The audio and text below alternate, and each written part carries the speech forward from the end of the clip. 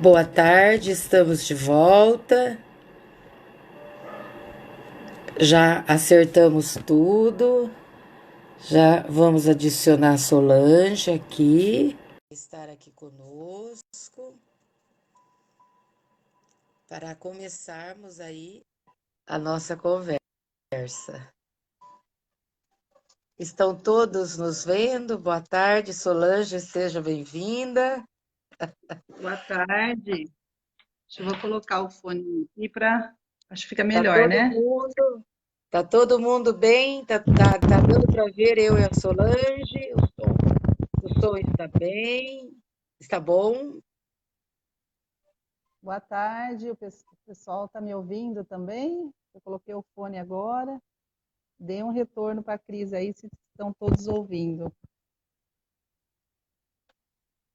É com alegria que nós trazemos a Solange aqui nesta tarde para continuarmos a conversar sobre um assunto tão importante que é o suicídio. Ah, tá falando que tá cortando um pouquinho o meu rosto. Melhorou agora? Então Acho que tá você tem que bom. abaixar um pouquinho. Abaixar um pouquinho a câmera. Isso, perfeito. Ficou bom Tá, agora. tá bom. Isso, É que aqui sai cortado tá. para mim, você acredita? Mas Ah, enfim, estamos ah, bem. tá. Não há Hum. problema. Muito obrigada, Solange. Solange é uma colaboradora do nosso Centro Espírita, trabalha na segunda-feira à tarde. Ela é psicóloga e ela veio trocar algumas reflexões sobre suicídio na infância, na adolescência. Então, queremos te agradecer, Solange, e seja bem-vinda. Esse é um espaço de família para a gente estar desenvolvendo esse contato com a família e os temas, né, relacionados à família. Então, nós vamos fazer uma prece, pedindo ao Senhor da vida que nos abençoe, nos fortaleça, nesse momento tão importante que vamos falar sobre assuntos que nos atingem, nos impactam no dia a dia, que nos trazem felicidade, tristeza. Que Jesus possa nos apoiar nesta tarde, apoiar a Solange nas reflexões e para todos nós, para que tenhamos o entendimento dessa situação que ela irá expor para nós. Obrigada, Jesus. Obrigada, bons espíritos que coordenam as tarefas do Centro Espírita Vovô Nestor. Estejam conosco nesse momento. Solange, agora fique à vontade. Uhum. Ah, tá. Então, boa tarde a todos. É um prazer estar aqui com vocês, né? Para a gente pensar um pouquinho a respeito, né, do suicídio nesse mês de setembro amarelo, o suicídio entre crianças e adolescentes. Esta é uma problemática anual que precisamos tomar cuidado todos os meses. Mas que bom que a gente tem o setembro para intensificar essa preocupação, né? Então, como saber, né, quando isso está acontecendo na nossa família, como prevenir, o que fazer? Então, nós vamos pensar um pouquinho juntos aí a respeito disso. O suicídio, esse ato intencional de tirar a própria vida, ele é algo que acontecia mais entre jovens adultos, né, e meia-idade. Infelizmente, atualmente, o número de suicídio entre crianças e adolescentes vem aumentando muito, muito mesmo. E isso nós temos que prestar atenção. O porquê que nossas crianças, né, a partir geralmente dos 10, na pré-adolescência, 11, 12, os adolescentes estão pensando tanto em suicídio logo no início da vida. Então, além das causas que nós vimos, né, acho que na primeira palestra, né, foi explicado bem, à luz, né, do espiritismo, essa questão, nós iremos pensar um pouquinho hoje em dia. Por que esse aumento nos últimos anos? Tá? Essa falta de vontade de viver, essa falta de propósito, né, para a vida que vem afligindo as nossas crianças, a gente tem que prestar muito atenção. Então, a nossa intuição, às vezes, nos diz, seja na família, ou seja no trabalho, para quem trabalha com criança, professores ou profissionais, né, ficar atento a uma mudança de comportamento.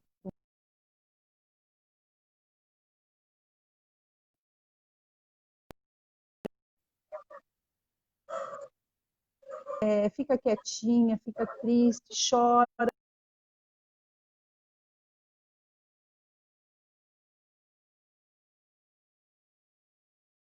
muito agressivo. Então, pode ser uma formação reativa à depressão. Ele reage reativamente à depressão. Então, para ele não ficar depressivo, ele fica agressivo. É uma formação reativa que a gente chama. Então, nós temos que prestar atenção nisso. E prestar atenção também, o que eu digo, nos 4Ds. O que é os 4Ds? Eu falo dessa forma, né, porque eu ouvi isso e é uma forma da gente guardar, da gente fixar. Então, o D de desesperança, o D de desamparo e o D de desespero. Então, a depressão é aquela tristeza, né, no âmago que a criança ou adolescente pode estar sentindo. Muitas vezes, se não sabe expressar que está triste, vai falar que está com uma dor de barriga, uma dor na perna, uma dor na cabeça. Pode somatizar, porque não consegue elaborar psiquicamente. Então, prestar atenção, tudo que é demais prejudica. Se algo está acontecendo demais, então vamos prestar atenção nisso daí. No desamparo, tem a ver com o ambiente externo, com que ele não está se sentindo amparado, seja na família, ou seja na escola, ou seja na instituição. A gente vê que essa questão do bullying, né, essa questão do bullying afeta muito as crianças e os adolescentes. Né? Então, a gente poder trabalhar com todos essa questão da empatia, essa capacidade de se colocar no lugar do outro. Será que você gostaria que fizesse isso? Porque muitos suicídios acontecem por isso. Né? Muito acontece. A questão da autoestima estar baixa, e aí acontece alguma coisa, um evento na família, ou na escola, ou aonde ele frequenta, e isso acaba gerando. A questão do desespero, na hora do desespero é que acontece o ato, porque a pessoa está desesperada. Então, não consegue oxigenar o cérebro, e aí vai naquele ato e rompe, né? E rompe os laços, né? Da própria vida. Então, é muito importante a gente prestar atenção nisso daí. E aí, né? Isso é como identificar, mas aí, como fazer? Se a gente depara com uma situação dessa forma, dar atenção, olhar para aquela criança, aquele adolescente e perguntar o que está acontecendo. A escuta, exercitar a escuta, isso é muito importante, porque muitas vezes as pessoas na correria, no cotidiano do dia a dia, vai falar que é frescura, né? Porque as pessoas têm que sair para trabalhar, para ganhar o dinheirinho, para trazer a comidinha, para pagar alguma conta, e não percebe, a criança está lá que nem uma formiguinha parada e quase que a gente passa em cima com o nosso pezão em cima da criança. Então, prestar atenção, né, nesses sinais aí, né? Para ajudar a criança. E aí tentar resgatar a atividade física, alguma coisa que ela parou de fazer, né, porque ficou desmotivada, retornar essa questão aí. A questão do suicídio sempre tem a ver com os fatores de risco e os fatores de proteção. Então, quais são os fatores de risco? Os fatores de risco: dificuldade familiar, muitas brigas, muitos desentendimentos, uso de álcool, drogas, fatores de risco, baixa autoestima, um ambiente, um entorno agressivo que não acolhe, né, que não ampara. Então, o que nós temos que fazer? Nós temos que aumentar os fatores de proteção. Qual que é o fator de proteção? É desenvolver na criança essa capacidade de resiliência, de suportar aquele momento de crise, de suportar aquela dor. Às vezes, com uma conversa, né, amorosa, afetiva, um abraço, um colo, a gente consegue.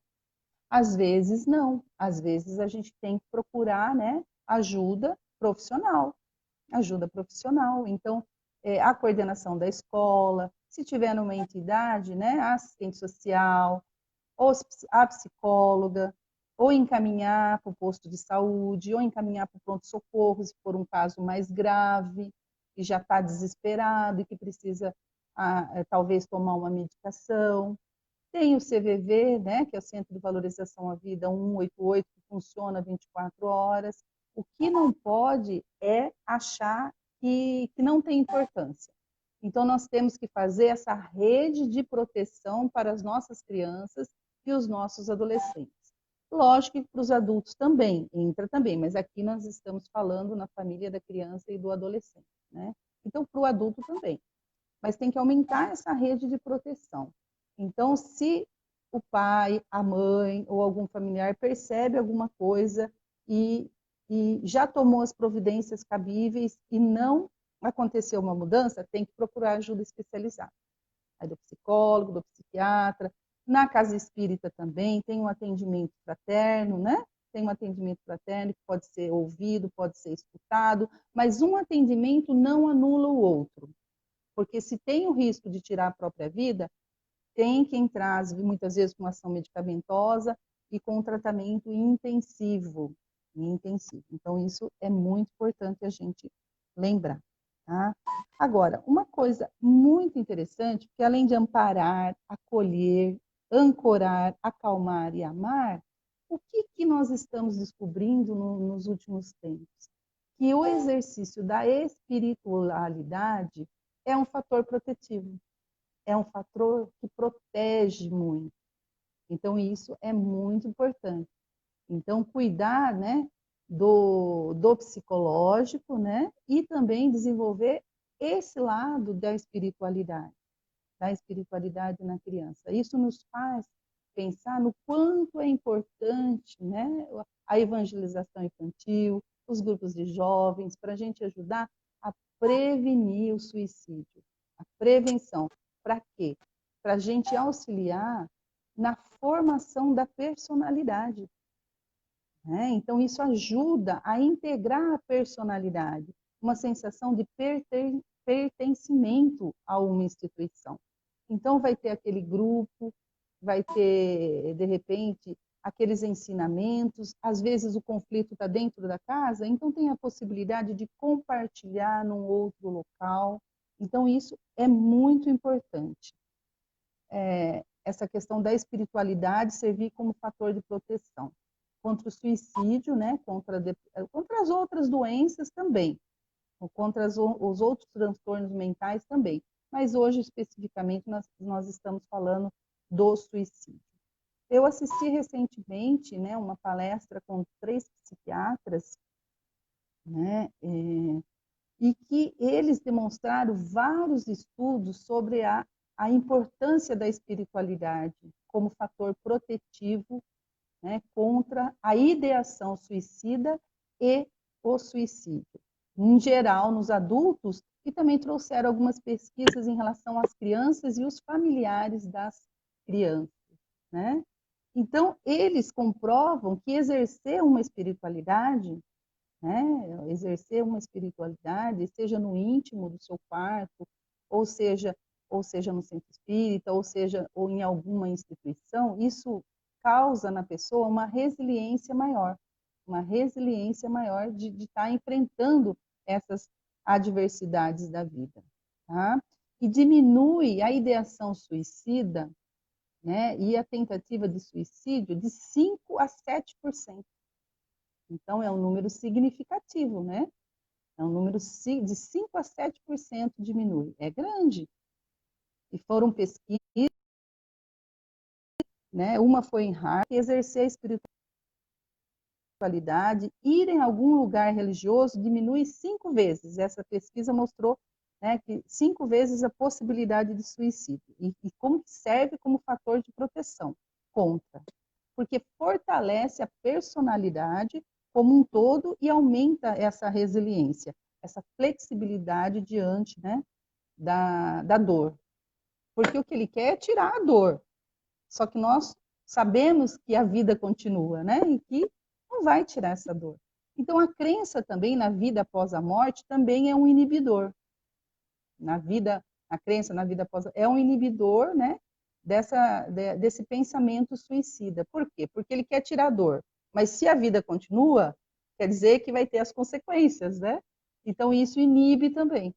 Isso também inibe. Então, o quanto que é importante a gente trabalhar com nossas crianças e adolescentes essa questão, tá? Tem uma outra pesquisa na Colômbia sobre como a religiosidade dos pais aí, influenciam diretamente na diminuição, na tentativa de suicídio e na ideação suicida dos filhos. E olha que interessante, independente se o filho vai ou não, só o fato dos pais terem, né, essa espiritualidade já diminui também essa ideação suicida. Então, o quanto que é importante esse amparar, tá vendo? Quando eu falei amparar, ancorar, então só o fato dos pais terem uma forma de vida espiritualizada já diminui também. Isso independente dele ir ou não. Agora imagine se ele for, né? Se ele for, então, vai aumentar isso daí, né? Então aumenta e diminui a possibilidade de acontecer isso daí, tá? Então evidencia aí a importância, né, que nós precisamos exercer aí essa atenção, essa empatia, essa resiliência, né, frente à dor do próximo, à dor da criança e do adolescente, é algo, precisamos ficar alerta, como assim está aumentando, por que nossas crianças, nossos adolescentes estão desistindo no início quase da vida? Lógico que tem as causas das vidas passadas, mas nós temos que fazer algo na atualidade, aumentar os fatores de proteção e diminuir os fatores de risco, diminuir essa questão aí, né? Então é algo para a gente estar pensando aí, né, a respeito do suicídio. Não sei se tem alguma perguntinha aí, Cris, porque eu não estou vendo os comentários aqui, né? Ainda não. Se Não? acontecer, podem perguntar, viu, pessoal? A Solange até bem lembrou. Tiverem dúvida, coloquem aqui no chat que eu vou passar para ela. Lembre-se que esse encontro é bem interativo, ele é uma conversa, ele não é uma palestra. Nós estamos trocando Isso. ideias aqui com alguém que conhece mais sobre determinado assunto. Inclusive, Ah, já nós estamos surgiu uma falando... aqui. Desculpa, Ah, Solange. tá. Pode haver influências Inclusive, de vidas passadas sobre essa criança? Essa tendência pode, para, pode para ter sim. cometer. Pode haver sim. Acho que não foi o tema da primeira palestra, isso? Ela Suicídio e tocou um obsessão, não pouquinho. foi? Ela tocou, Ela falou não, bastante, né? Né? é, Aham. ela falou um Mas pouquinho pode desse haver sim. assunto. Pode haver sim, pode haver influência sim, né? Agora, é importante a gente não ficar nisso, né? Ai, às vezes, porque assim, essa questão da espiritualidade, nós temos que fazer a nossa parte, né? A gente não pode falar só assim também, ai, é de vida passada e pronto, ou jogar para Deus, né? Ou jogar para Deus, de repente, a resolução do problema. Nós temos que aproveitar essa vida atual, né? Para de repente, ressignificar isso que aconteceu. Mas pode haver influência, sim. Agora, é importante que não fique só, é influência. Não, tá. E o que eu vou fazer? O que eu vou fazer para, de repente, tratar isso que está acontecendo? Porque pode ser de outras vidas, mas pode ser também da atualidade. Né? Tem essas duas possibilidades, né? Não sei se a Cris quer complementar um pouquinho sobre isso. Tem também a questão da influência, né? Pode haver a pessoa trazer isso de outras vidas, e aí alguém, né, dispara isso também nela, né? Uma influência de algum espírito, né? Obsessor, né? Que quer que aquela pessoa se comprometa de novo com esta situação do suicídio, né? Por isso que é importante a gente vencer, né? Então, se isso acontecer, tem que buscar ajuda. Tem que buscar ajuda, tem que buscar ajuda especializada, tratamento especializado, né? Para que não fique só no medo ou no assombro, né? Não é algo que é para assombrar, é algo que é para resolver, elaborar, porque isso que a Cris está falando das influências, pode ter a influência vibracional, pode haver uma influência vibracional. Por isso que é importante a espiritualidade positiva, né? De um modo positivo, de um modo que faça a pessoa se fortalecer. E não só a espiritualidade, se houver algo psicológico, tem que tratar o psicológico, se houver algo que precisa de uma medicação, tratar com a medicação também.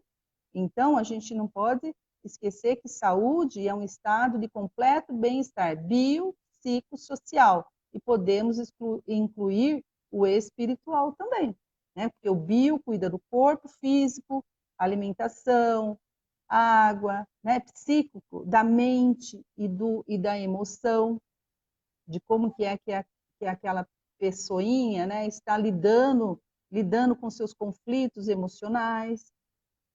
E o social é como que ele está inserido no social. A criança e o adolescente precisa ter uma noção de pertencimento, pertencer àquela família, pertencer àquele grupo social.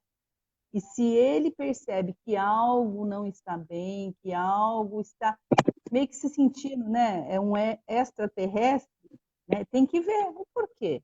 O que é que ele está se sentindo daquela forma? Então tem que ser um tratamento completo, né, biopsicossocial, e aqui nós estamos falando do espiritual também. Isso ancora, isso traz uma tranquilidade, uma harmonia para a vida da pessoa.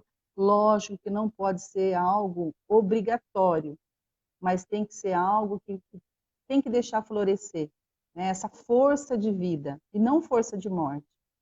Trazer luz, né? Trazer luz e trazer entendimento, né? Tem mais alguma perguntinha, Cris, sobre isso? Não Não, sei se não ficou. tenho. Eu tenho. Essa Pode falar. questão que você traz dos pais, né, ter empatia, se a família não tem, né, ela não se dá conta disso. Mas aí ela percebe que as crianças, né, ou aquele adolescente, não está bem. E aí ela entende que ela precisa desenvolver isso. Como que ela pode começar, né? Se até aquele Você diz momento ela ela não quem? praticou a família, os pais, A né? família. O pai ou a mãe, né? Quem pode aí começar a ser empático, se até aquele momento o casal não foi? Como que eles começam? Não sei se eu fui A clara na minha empatia. pergunta. Você está perguntando como que os pais começam a ajudar os filhos, mas no âmbito geral ou só da espiritualidade? Eu Ou acho só no em relação ao geral. suicídio? Eu acho mais específico a empatia. Às vezes aquele pai, aquela mãe não tem empatia, não se coloca no lugar do seu filho, dos temores, das dificuldades, né? Daquela fase de vida que ele está passando, né? Então, como que aquela família que não tem, aí se apercebe que precisa ter, começa a desenvolver isso dentro da sua dinâmica familiar? Se a pessoa percebe que não tem empatia, porque você está dizendo de não ter empatia. A empatia, vamos lembrar, é a capacidade de se colocar no lugar do outro. Então, ela não tem empatia, mas ela tem a humildade de saber que ela não consegue lidar com aquela situação, então ela precisa ter humildade. Olha, eu não entendo o que está acontecendo com o meu filho, mas eu vou ter humildade e vou buscar ajuda. Eu vou ter humildade e vou buscar ajuda. Né? Então, aí pode buscar ajuda e Tem os consultórios, né? Tem os consultórios, tem os postos de saúde, né, que fazem atendimento, tem o próprio centro espírita que tem um atendimento fraterno, se for uma família espírita e percebe, então tem que ter humildade. Né? Você está falando em qualquer família, é isso? Mesmo sem Agora, ser. isso. E quais são o, o que é ser empático como pai e como mãe? É você se colocar no lugar daquele filho que está revoltado, que está na adolescência, é você entender que aquilo é uma fase e não só ficar reclamando, e entender que essa criança e esse adolescente tem necessidades individuais que não são a da família, porque muitas vezes é como se eles Solange, tivessem que ser. Oi? Alô? travou aí Alô? para vocês? Não, Para mim, eu para não mim está estou normal. ouvindo. Para mim aqui está normal. Vocês estão me ouvindo? Solange, eu não estou te ouvindo.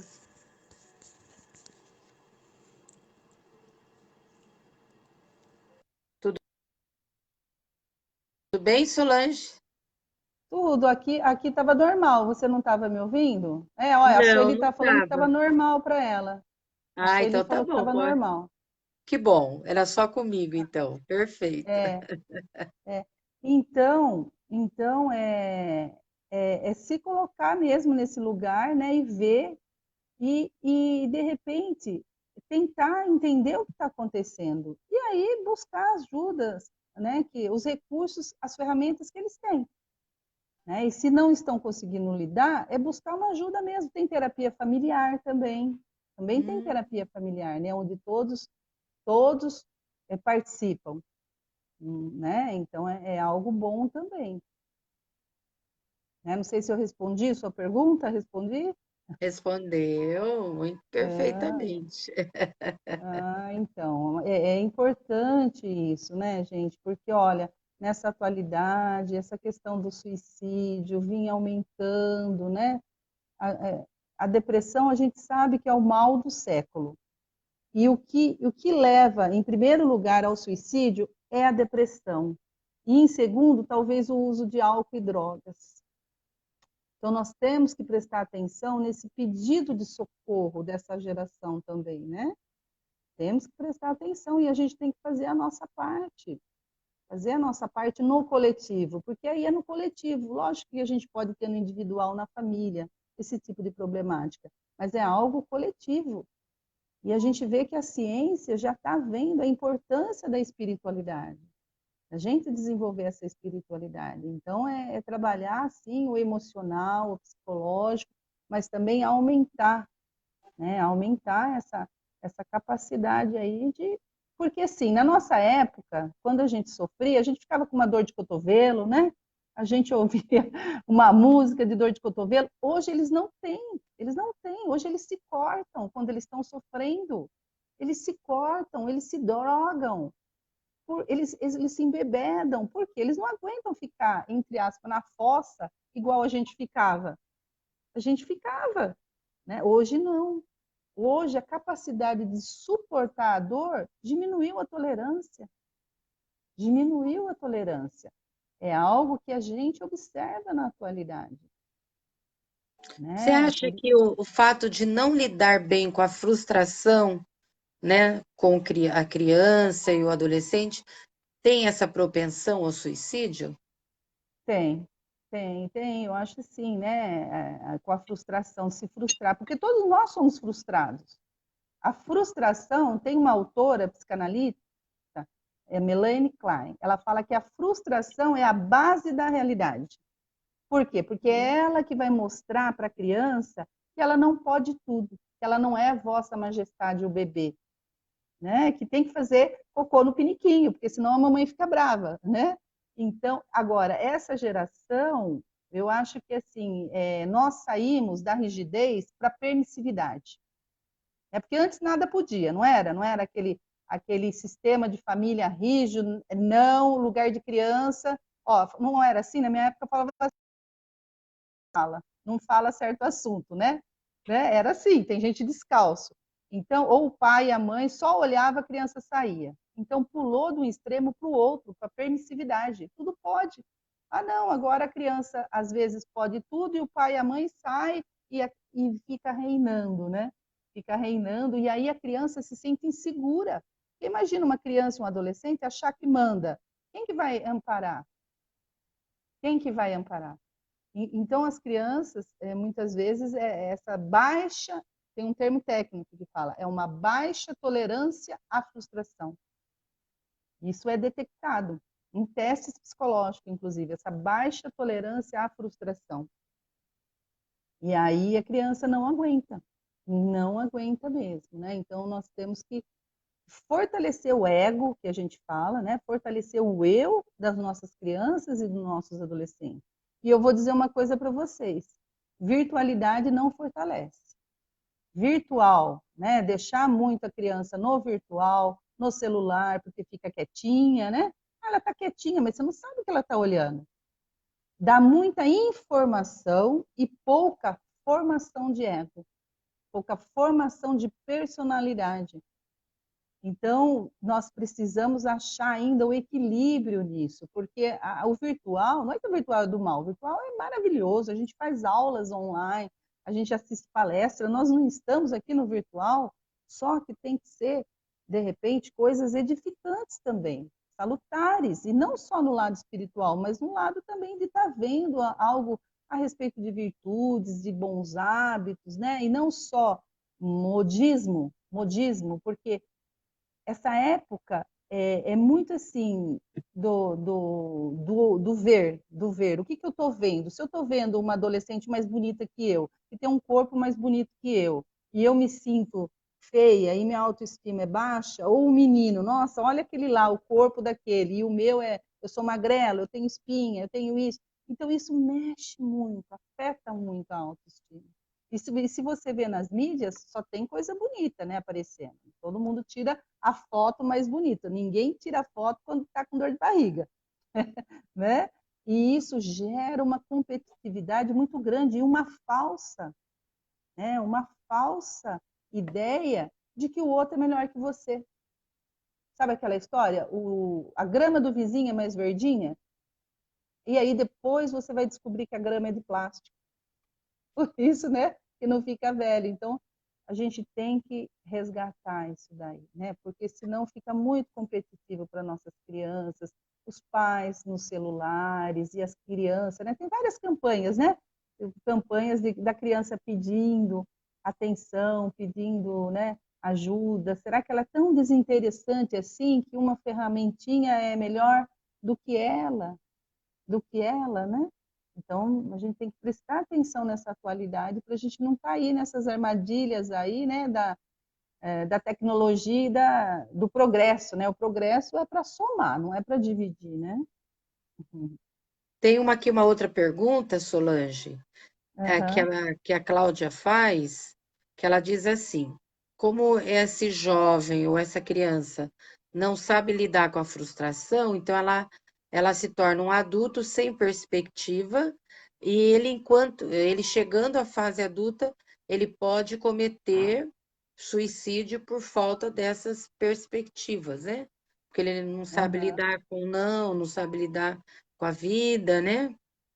Isso. É uma Aí, pergunta, se você concorda com é, isso. concordo, sim, porque de repente, se ele não consegue lidar com a frustração na infância e na adolescência, ele vai crescer com isso. E aí, na primeira frustração do mundo, ele não vai suportar, ele não vai aguentar. Ele não vai aguentar. Então, esse fortalecimento é algo, quanto antes buscar ajuda, melhor. Quanto antes buscar ajuda, melhor, na formação da personalidade da criança e do adolescente. Porque senão, realmente, na fase adulta, pode acontecer. Porque é que nem uma plantinha, ela vai crescendo com aquilo lá. Então, pode ser sim, começar lá na infância e desembocar lá na fase adulta, né? Então, por isso que tem que prestar atenção nos sinais de alerta. Porque se essa criança, desde lá de trás, ela estava manifestando algo. Ela estava manifestando. Né? Por isso que é importante a gente trabalhar a prevenção, e não só a remediação, né? Trabalhar a prevenção.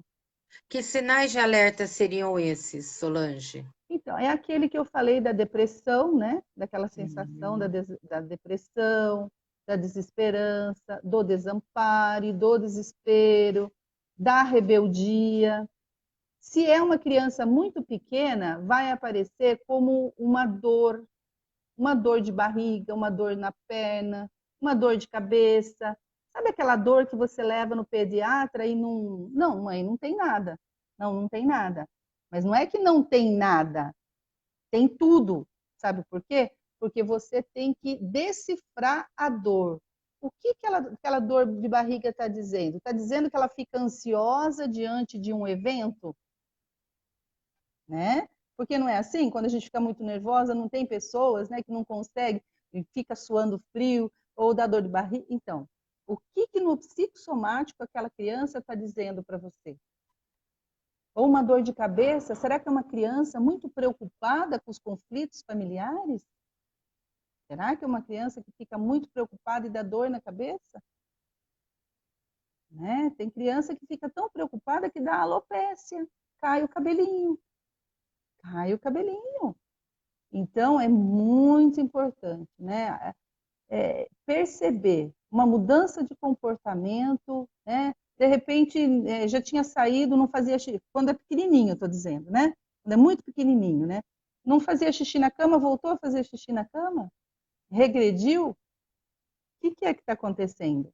E quando é adolescente, você percebe o nível de rebeldia, né? Você percebe o nível de rebeldia, ou de repente fica taciturno, fica muito isolado, tem dificuldade, né? Hoje nós estamos no isolamento, mas aquele que tem dificuldade de jogar um jogo coletivo, por exemplo, ou não quer ficar de shorts, ou não quer ficar assim, né? Você vai vendo, ou a menina que não, é muito preocupado com a comida, com o que vai comer, com o que vai ingerir, ou muito preocupada assim, todo mundo tem uma forma estética, ela não. Então, tem esses sinais aí, né? Tem esses sinais mais leves. É lógico que tem os sinais mais graves, um delírio, né? Um surto. Tem esses sinais que são evidentes, porque daí a pessoa já, né? Você vê que é interessante, né? Quando as crianças têm problema na escola de aprendizagem, geralmente os pais procuram o psicólogo. E aí a gente Até vai fazer o diagnóstico. recomendamos. Não, mas aí a gente vai ver, pesquisar o que é. É um problema emocional. É um problema emocional lá de trás, que é tido como, assim, hoje já não, hoje a medicina está mais avançada, né? A psicologia também, mas antes falava assim, você não tem nada, isso é psicológico. Você não tem nada, isso é psicológico. É o contrário, se é psicológico, nós temos que decifrar o enigma da pirâmide. O que esse psicológico está dizendo? Porque uma coisa é você quebrar a perna, você vai lá e engessa. E outra coisa é você descobrir o porquê que você está com aquela ansiedade, com aquela angústia, com aquela frustração que não sai, que não te dá satisfação de vida. Você perdeu o propósito de vida. Você vê para uma pessoa chegar no suicídio, o quanto que ela se arrastou num sofrimento, o quanto que ela não foi enxergada. E isso traz uma culpabilidade, muitas vezes, na família muito grande. Né? Será que não poderia ter visto? Será que não poderia ter evitado? Traz um rastro de culpa muito grande. Então, é importante a gente prestar atenção, né? Assim, antes pecar pelo excesso do que pela falta, Mas né? será que ao fato de tentar o suicídio, vamos por aquele jovem que tenta reiteradas vezes, é para realmente deixar esse rastro, Pode né, na ser, família? Tipo, ninguém me pode ser, olha, ninguém conversa comigo, mas à medida que eu tento me matar, essa família vai ter que olhar para mim, vai ter esse sentimento de culpa. Você acha que pode ter isso também, pode, Solange?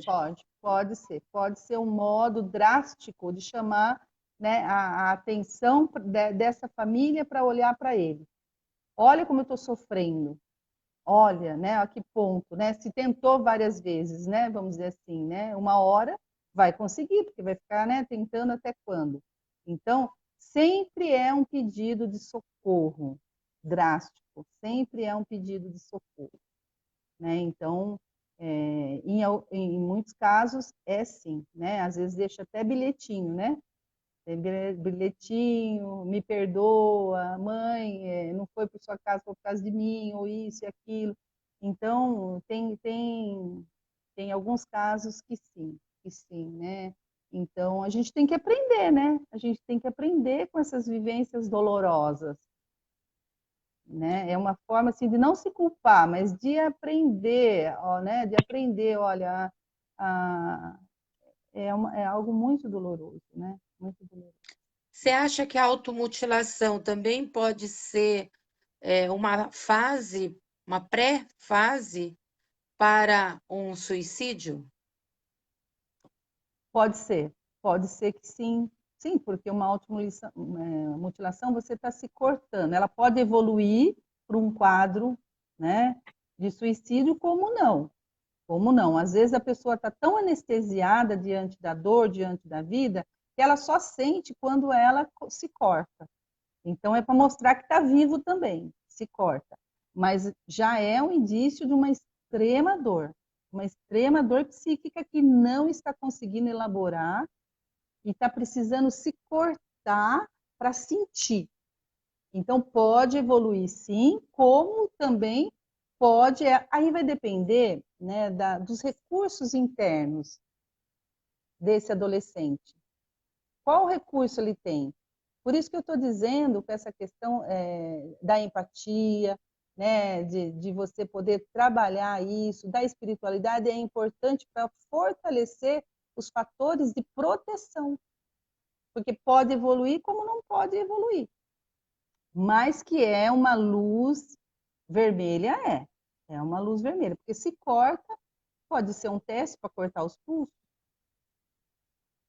Agora, né? Solange, da mesma forma que tem esse radicalismo, né, no materialismo, também há um radicalismo dentro das religiões. Às Hum, vezes eu tenho a minha religião, eu sou muito comprometida com ela, às vezes é com a religião em si, com tudo que ela se reveste, e eu tenho um filho que está nessa situação, né? Então, eu acho que todos os recursos de melhora para aquele meu filho advêm da minha religião, seja a prática religiosa que tenha, né? Você uhum, acha que só a religião, desassociada de um acompanhamento psicológico, psiquiátrico até, né? Resolve só a religião, quer dizer, eu vou na não, oração, o pastor, o padre, o médium, eu estou falando em termos de diversidade religiosa, né? sim, Pensando que em sim. todas as religiões tem pessoas assim. Não, não. Deus sempre quer o melhor para nós, mas nós temos que fazer a nossa parte. Nós temos que usar todos os recursos que ele capacita as pessoas, né? Então, só deixar para Deus resolver. Ah, se Deus quiser, ele vai melhorar. Ah, se Deus quiser, né? Deus sempre quer. Deus sempre quer o melhor. Só que temos que fazer a nossa parte. Então, não, tem que buscar o psiquiatra se precisar de medicação, tem que buscar o psicólogo se precisar de psicoterapia e fortalecer com o espiritual também. Né? Então, é bio, psicossocial e espiritual. A saúde é todo um conjunto. Por quê? Porque, às vezes, se a pessoa está equivocada, por exemplo, se ela está confusa na vida dela, ela vai confundir a religião também. Ela não vai ter um esclarecimento. Se ela está angustiada, ela está confusa, o entendimento que ela pode ter da religião pode ser também confuso. Pode ser confuso, por que não? Né? Ela já está frágil emocionalmente, e a família também pode estar. Ah, não, então aí o líder religioso tem que resolver. É um conjunto, é uma rede protetiva que você precisa fazer, que você precisa fazer, né? Então é Até porque importante isso. às vezes os Fala. pais têm dificuldade também de encarar isso, né, Solange? Por quê? Eu sou um praticante, eu estou na igreja, eu estou no centro espírita, eu estou no templo, realizando as minhas tarefas. Então, quer dizer, essas tarefas me dão uma ligação ou uma quitação de meus deveres para com Deus, como eu tenho um filho que apresenta esse tipo de situação, né? É Isso. como E se eu por que também não não? tivesse uma devolutiva de Deus, né? Porque eu Ah, faço não, não. tanto e eu tenho um filho Uhum. nessa situação. Mas não é barganha, né? Não é barganha, né? O que nós damos para Deus não é barganha. Olha, eu vou por quê? Porque eu quero ter privilégios. Ah, tá. Então, se eu não tiver privilégio, eu não vou mais, né? E a lei, né, de causa e efeito, né? Então, não é barganha. Por que não, né?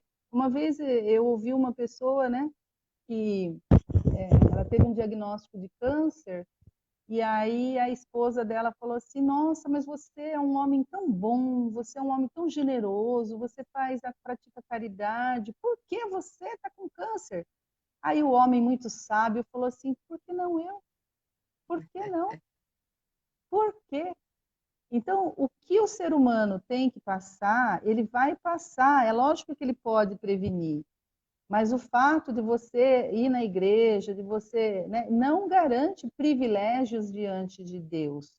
O que acontece é que você fortalece, né, a sua saúde física, mental e espiritual. Você pode, diante, né, da sua fé, da sua esperança, da sua religiosidade ou da sua espiritualidade, fortalecer, fortalecer. Mas nós temos que ter humildade e acreditar também naquela coisa da justiça divina, né? Que foi falado, inclusive, hoje, né? Que tudo tem um propósito. Agora, não desistir diante da dor. Nossa, como que eu posso ter um filho assim? Eu vou tanto, né? Na igreja, ou vou tanto no centro espírita, e eu tenho, então não vou mais, né? Então não vou mais. E se for, de repente, a sua fé que precisa ser trabalhada, né? A sua fé, né? Que precisa ser trabalhada. A sua confiança, confiança de que tudo acontece para o melhor. Aí que está a grande dificuldade, né? Das causas das aflições, né? Que nós falamos até, né? Você saber um porquê, né? Não sei, respondi sua pergunta?